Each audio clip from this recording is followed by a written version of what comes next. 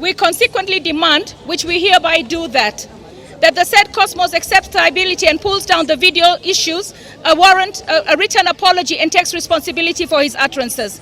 That the office of the Deputy President and Party Leader of UDA takes responsibility for the utterances made by his diaspora appointment Cosmos Choi. Na tulisema kama wizara ya jinsia, tunapoenda katika hii competition ya siasa ambao tuko nayo saa hii, we said categorically as a ministry, if you want to compete fairly as men with women, yes, deal with the ideas, not the sexuality of a woman.